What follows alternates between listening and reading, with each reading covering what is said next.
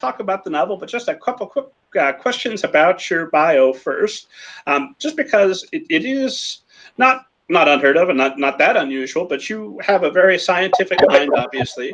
So how do you balance both the left and right portions of your brain so well that you've been able to excel both as an oceanographer, what also drew you to the sea, versus what's now got you out and about and doing something very left brain minded, which is promoting your novels? I'm not sure I'm not sure I'm good at both or that I excel at both. I think I might just be a fake in two fields. But anyways, I can't speak to what sort of oceanographer you are because I haven't seen you out there, but I did read your book and I can absolutely attest that you are an excellent novelist. Thank you.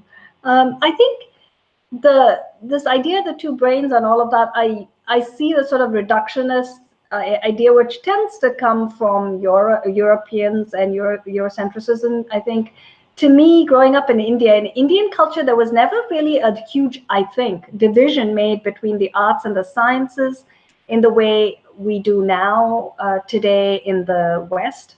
And there was also, I think, even religion and spirituality and science were not necessarily set apart the way that they are, or they were even here historically, with sort of, Galileo being told that what he did was heresy.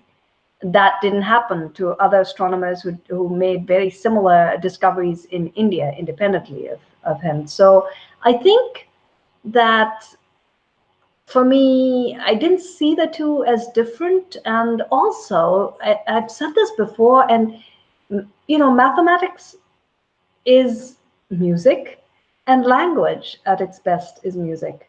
And language sings in a way and there are patterns of words on a page that are not that different to me, in a sense, than patterns of numbers. So to me, they're integrated. To me, they are sort of facets of the same thing. There's rhythm, if you will. There's rhythm and rhythm, music, pattern, all of that exists in language, and all of that exists in music, and all of that exists in mathematics and numbers too.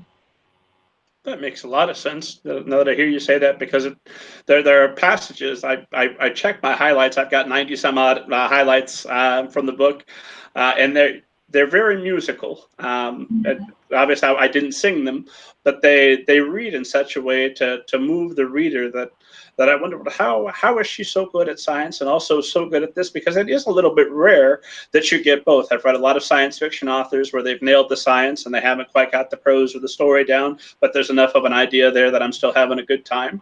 Whereas in your case, there's at least in The Bridge Home, not so much science, but the storytelling is very much there and is very moving.